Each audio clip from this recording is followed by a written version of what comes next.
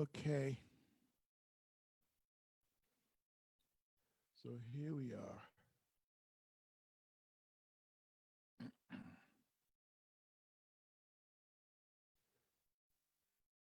Y'all bear with me. This is my first attempt at this, at anything like this. So just work with me.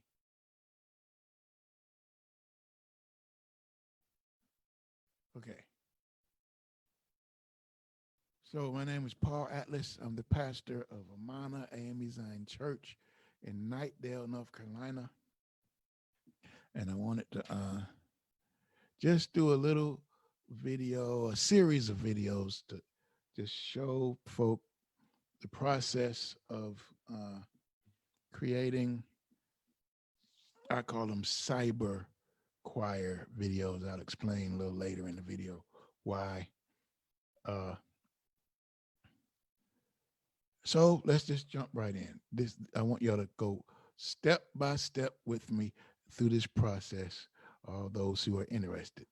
So this is part one, creating the music tracks. Now, this process is kind of it's a long process. It's a tedious process, but it's a fun process. And I learned it by trial and error. I just jumped in one day and said, "Hey," because like many of you, perhaps, maybe some of you knew from the jump that that wouldn't work. But I tried Zoom. I was going to jump on Zoom and just have a choir rehearsal. This is way back in early March, uh, when we first started hearing all this talk of COVID, late February, early March. uh, I was trying to figure out a way to still get the choir together for rehearsal.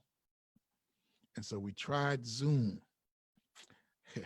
And that was an epic fail. There's latency issues and delays and if one person's singing, the audio drops out and you can only hear. It was a mess. So I just started Googling and experimenting with stuff. And it just so happens I have lots of equipment, and I had a lot of the stuff I needed already. Uh, and so I just jumped on in and got my feet wet, and here we are. But so this process involves the number of steps in this process. One, you need to get the music down. Now, in our case, we have what are known as digital audio workstation software, DAW software. I'm a Mac person, so I have an iPhone, I have a Mac Mini, I'm doing this on a MacBook Pro as we speak. Uh, I'm a Mac person, and so on a Mac, they on free on every Mac is a program called GarageBand, which which will allow you to record your music, record vocals uh, individually, mix, and produce a pretty decent sound. Uh, but I use Logic Pro. Logic Pro is a I say a step up from GarageBand. It's a leap up from GarageBand. Logic Pro is will cost you about $200, and it only works on Apple products. Uh, uh-uh. So if you have a MacBook Pro or a Mac Mini or an iMac or one of the Mac computers, you can purchase Logic Pro, and it's a professional level audio workstation. Uh, but in addition to Logic, you can, if you don't have a Mac, if you have a PC, the numerous products out there. And I just invite you to Google digital audio workstation software and see what you can get for your computer. And they all work very in a very similar way.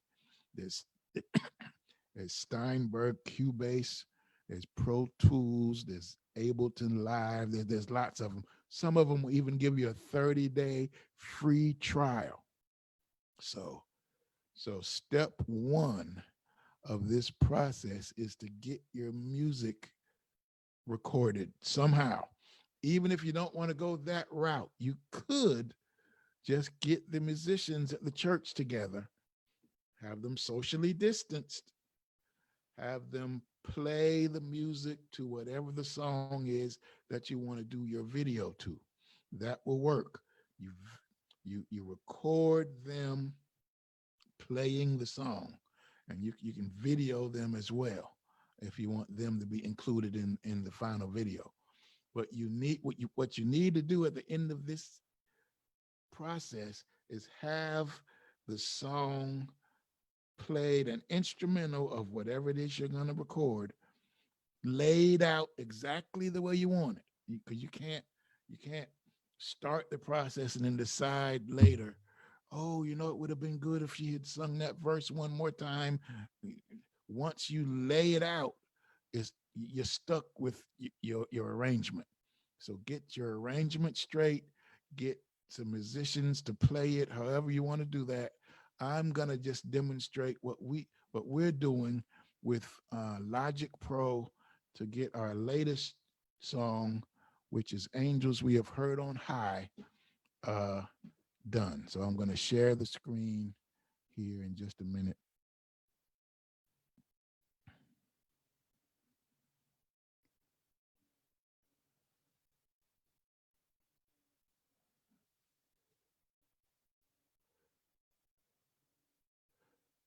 I didn't share the right thing.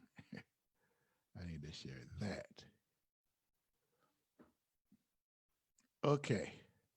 So you should be, what you're looking at now should be uh,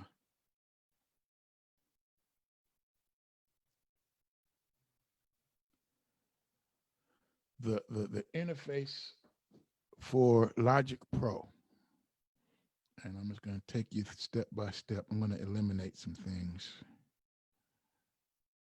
and just stick with the basic things that you'll be looking at. So here we have the track list. You'll see on track 1, I've got, it's called East Bay. Tracks are numbered going down. East Bay, that's just a drum. Those are drum sounds. So I have my keyboard here. My keyboard connects to my computer. There's some interface hardware that you'll need to do this, but my keyboard connects to my computer. And so therefore, when I hit the keyboard, okay, hold it.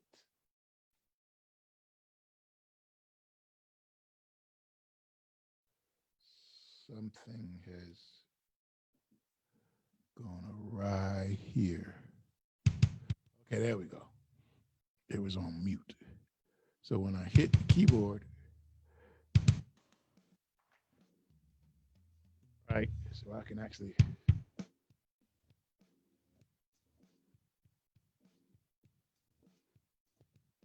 right, I can actually play a drum part.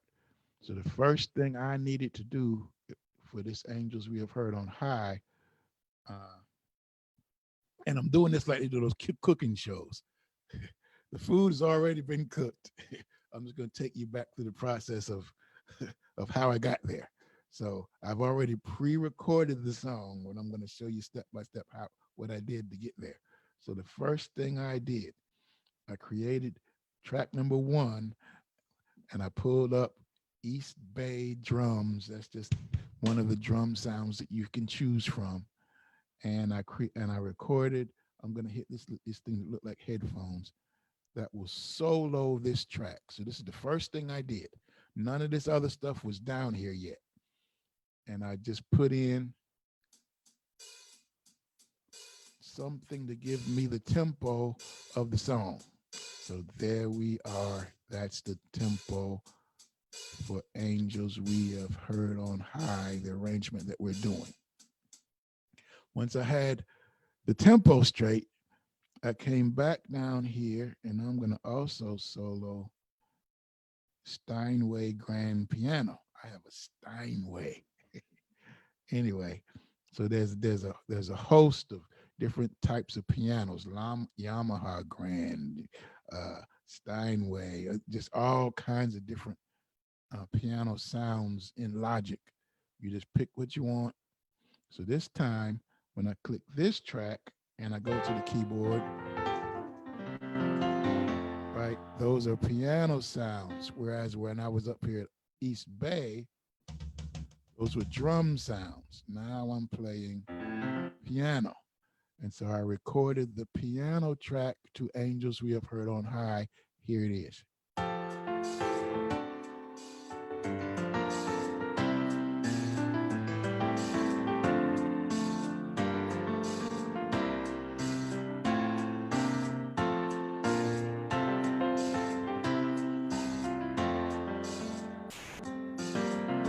Yeah.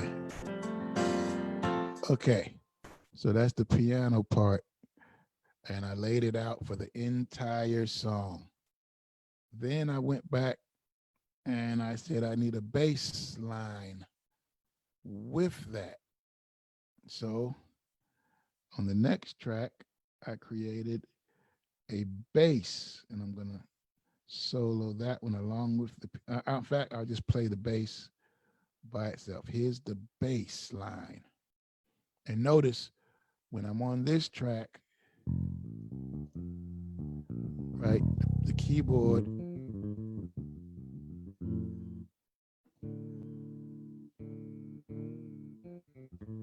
is a bass.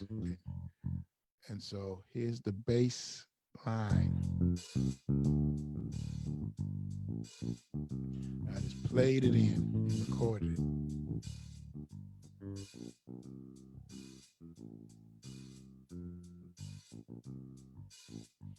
Right. And if you want to hear the bass with the piano, just add that one in.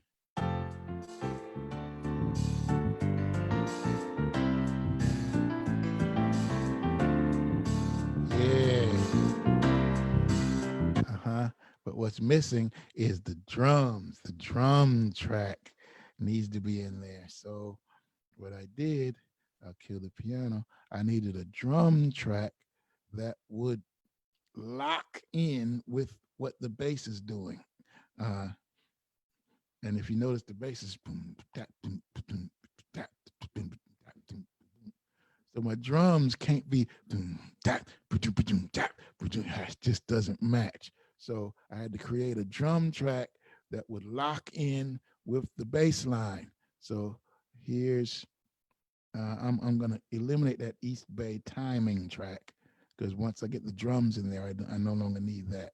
So here's the bass and the drums together.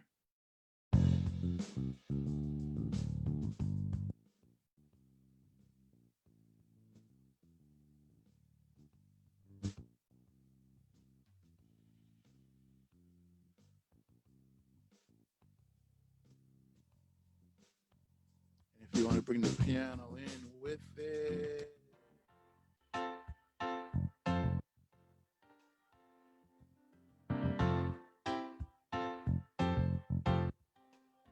All right.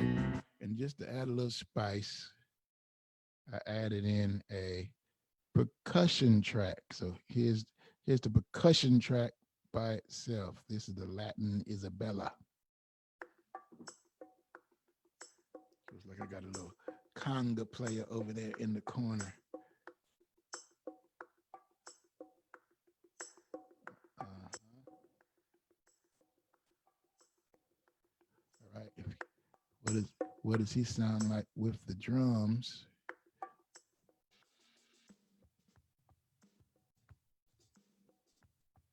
My name, I like the drummer is Darcy. I got a female drummer. Yeah, she's funky. And if I add the bass in with that,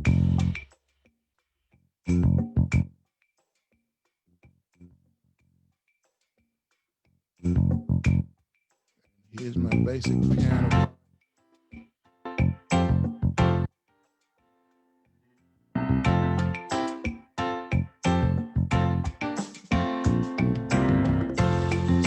All right. So I do that for the entire song. I lay it out. I figure out how many verses do I want, how many choruses. I want to repeat the chorus. So however it is, I lay it out and I arrange it exactly like I want it.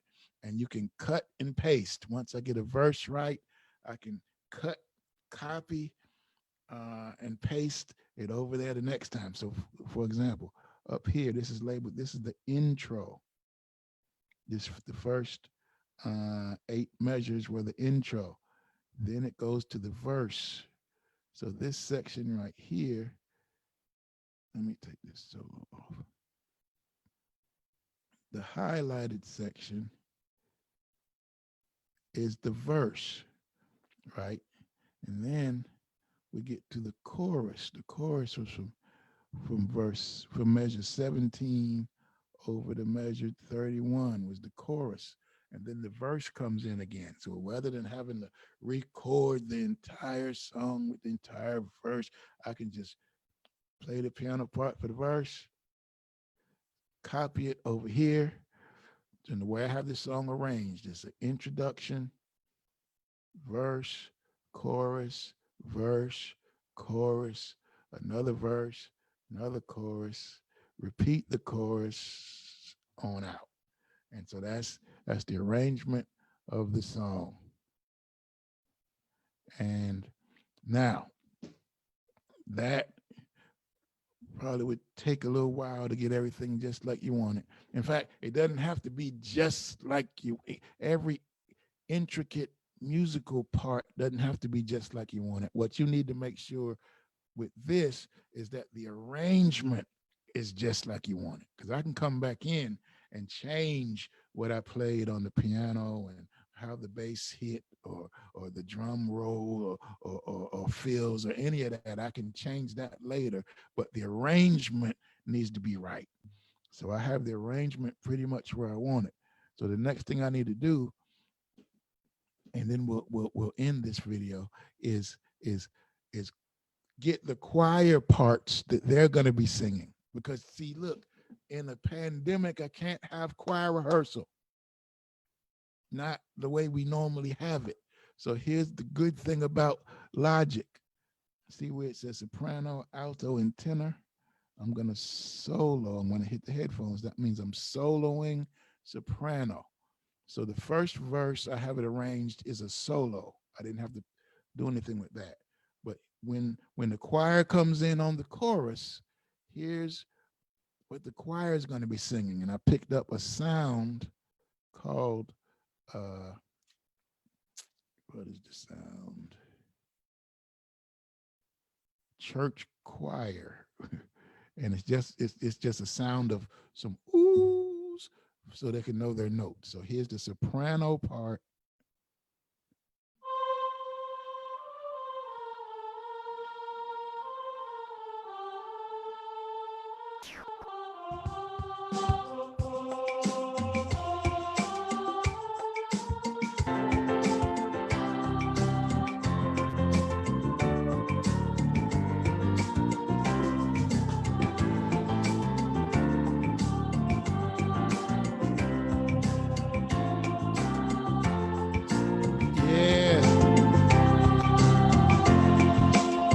Right? And then later on in the song, I have a verse where the choir is going to be harmonizing the verse. And so here's the choir, here's the soprano on the choir part. I think the words are "Shepherds, why this jubilee," or something like that. Come to Bethlehem and see. That's the verse that the choir is going to be harmonizing. So here is the soprano.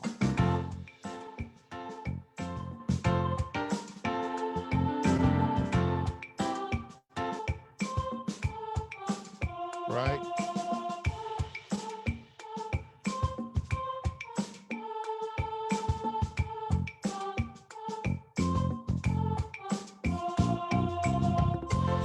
Okay. So that's the choir soprano. And so what I need to do is take this, mix it down to what's called an MP3. I bounce it. So come over here to File, Bounce it down to PCM and MP3 file, and then I be sure that it's going to start at the beginning. So I want to put start at 1, and I want it to run until, I'm not sure how long this song was. Let me check. It actually is 90, about 92 measures. So when I bounce it,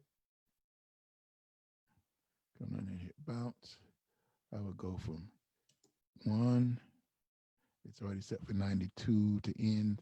I would click OK, but in this case, I've already bounced it before. I don't want to bounce it again. And what that's going to do is take all of these tracks and put it just into one stereo track. And then you can, and it's going to be in the form of an MP3. And I would email that to my soprano section. Each soprano would get a copy of the music with their notes played on that ooh sound, right? Or even better, I didn't feel like going through that for this. I may do it later, but not on the video. I could get my darling wife to sing the soprano part as it's supposed to be sung, and bounce it down with her voice singing the soprano. Send that to each of your sopranos in your choir. Email it out. And what they can do, they can be learning their part by listening to the MP3 file that you sent them. Then I would come back and I would do the same thing with the alto. So here's the alto part. Let me take the piano out. On the, here's what the altos would be singing.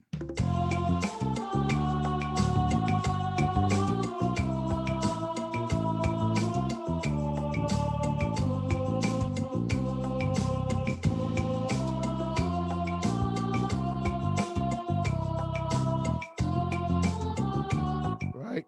And then I would come back and do the same thing with the tenor part. Here's what the tenors are singing on the glow.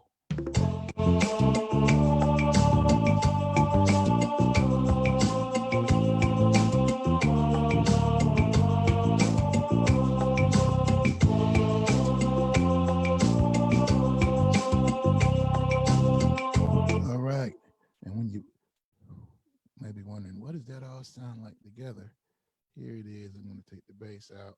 Here's the choir all together, soprano, alto, and tenor.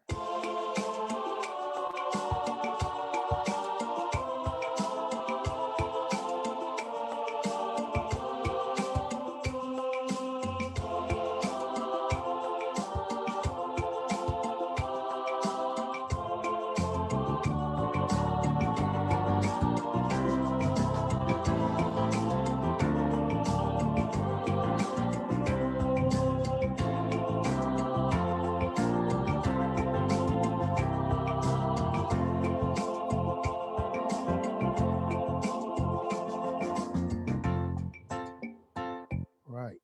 So you just do the same thing. Bounce it down to alto. In other words, everything you want in the song. That top track, remember, that was just a timing track. I would hit the little slash through the speaker. That means mute.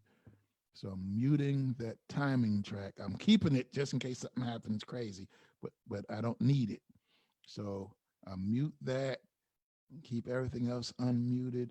I would mute soprano, mute tenor, and when I play it now, it'll only be the tracks that are unmuted that are playing. In other words, I got rid of soprano and tenor. So that's alto. Then I would mute alto and unmute tenor. So now all you would hear would be the tenor part.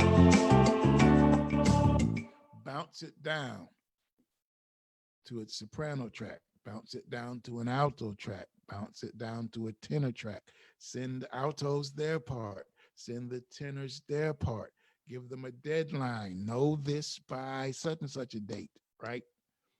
And then that's part one of the process.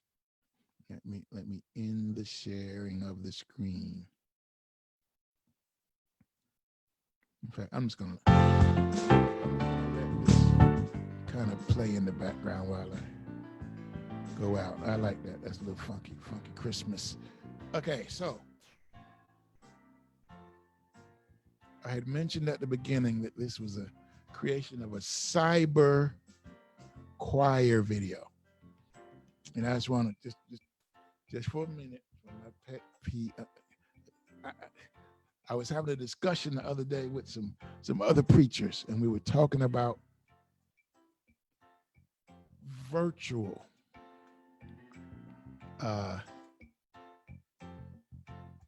and I just it brought it to my attention that we need to be thoughtful on the language that we use to describe things. And I know that in this climate, when you hear the word virtual, it immediately means online. You know, we're going to have a virtual meeting. Okay, that means it's going to be Zoom.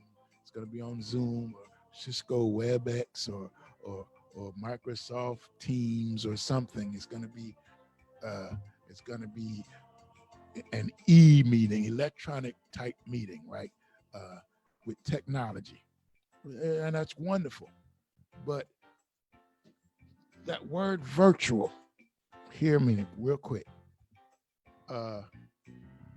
So if you wanted a new car, you wanted to go to the dealership and buy a new car, that brand new car smell, you want to be the first owner of the vehicle. You want it to be right off the truck, still with the plastic on the seats and stuff. You know, you want them to wheel it down from the truck, and it's only got like 3 miles on the odometer. You want a new car, and you went to the dealership and you were looking around, and the salesman said, well, here's one. It's virtually new. Virtually new. Whoa. What do you mean virtually new?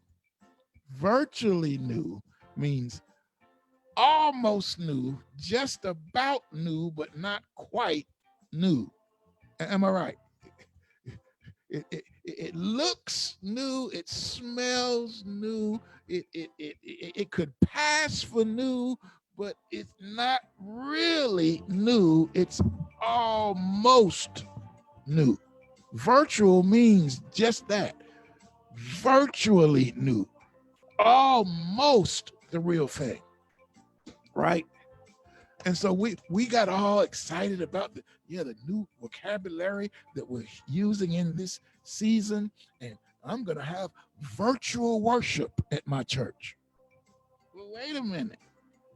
Virtual worship, that means almost, it looks sort of like it really close, but not quite worship. It's virtually worship. It's almost worship, right?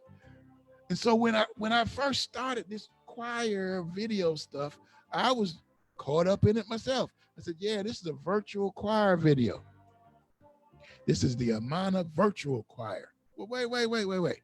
That means that it looks like Amanah. It sounds sort of like them, but it's not quite them. And so I said, no. We're not virtually a choir. We are a choir. So on Sunday morning, we're not virtually having worship.